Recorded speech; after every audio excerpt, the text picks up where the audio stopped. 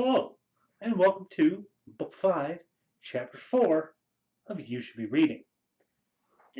Today, not this week, today, because I'm changing things. Today, I would like to talk to you about Queenmagic, Kingmagic by Ian Watson. Now, this is a wonderful little book that caught my eye because Queenmagic, Kingmagic, it says right there, and that's like, chess? Is that a book about chess? And took it off the shelf to look at it. Big chessboard right in the cover. I'm like, it is. What's it about? So I read the book and it was fascinating. A fascinating little older style of fantasy. This is definitely a book that was published when? When was it published? Let's go have a look-see. 1986 in Great Britain. So we got an English author. It is about a couple of kingdoms. Belogard and Chorney were locked in a perpetual war conducted by magic, a war whose battles lasted centuries, a war conducted by the rules of chess. That's right. It is a fantasy world based on the rules of chess. There's only so many people in the kingdom that have what's called a full soul. Everyone else only has partial soul, slivers, shards of one. Not a real full soul. Only the full souls can use magic, movement magic, where they can literally move themselves across the board to be able to attack others. You have the kingdom of Belogard, the white kingdom, that's all happiness and festivals and good times. And then the darker city of Chorney, that is more technological oriented. The people must sleep during the day and they're only awake at night. And the city is lit by gaslight. And things are strange. So we have our young man here. Where is it? Pedino. He is a young man who finds out that he has a full soul and becomes squire to the queen. So he is a pawn.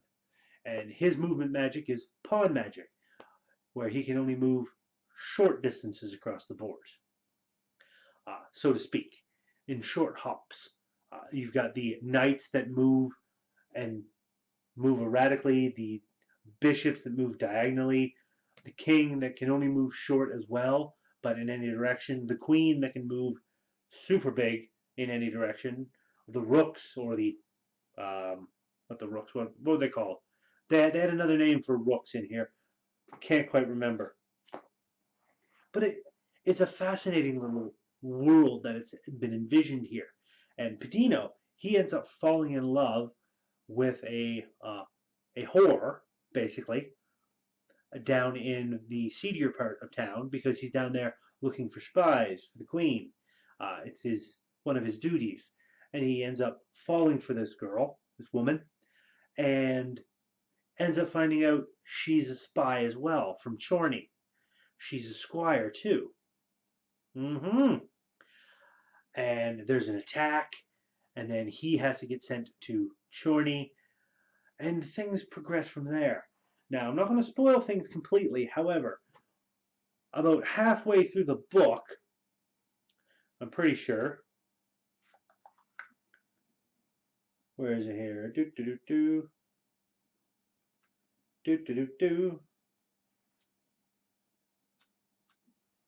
think it is.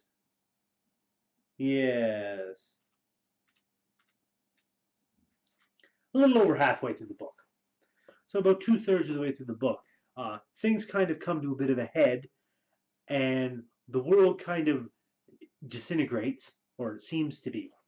And Pedino and his lady love end up jumping to another world, use their magic, and they jump to another dimension because there's theories that other worlds exist that follow other rules, and indeed they do.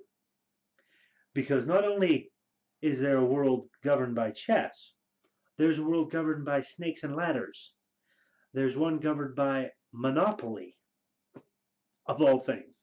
And there's one governed by Go.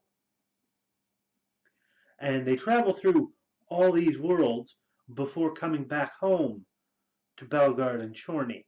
And I'm not going to spoil what happens then because it's interesting and completely different than I would have thought. This is not a book that ended the way I thought it would. It was a very unique ending. Came kind of out of left field, but not so out of left field that I was like, that doesn't make any sense. No, it makes perfect sense for what it is, but it just caught me off guard for how it all happened and how it all came to be. So I'm quite interested in how this played out. I may be checking out some more Ian Watson in the future. For any of you out there who is really interesting, the one thing that caught my eye was on the front cover. It was by some magazine called City Limits, I think, either a magazine or another publication. They quoted this book as being fantasy worked out with science fictional rigor, and that caught my eye because I like fantasy and I like science fiction. So for it to be fantasy worked out with science fictional rigor, it it caught my interest, and I'm glad I read it. It was quite interesting. The way that the Snakes and Ladders world worked, the Monopoly world was really interesting and kind of disturbing, but interesting. Um, the Go world, you don't see a lot of that, but there's definitely some.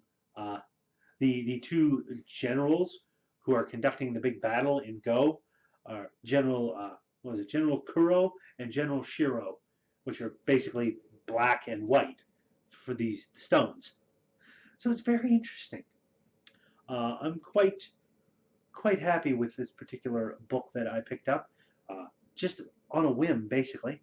So yeah, as always, we're about done. So hit that like button, give it a tap, give it the subscribe button a tap as well if you haven't already, so you can be kept apprised of when I do new videos, and ring that bell because I think that helps. And throw a comment in the comment section. Have you read any other Ian Watson? Have you read this one, Queenmagic, Kingmagic? What did you think of it? Let me know. Let's get a discussion going. I'd love to talk to some people.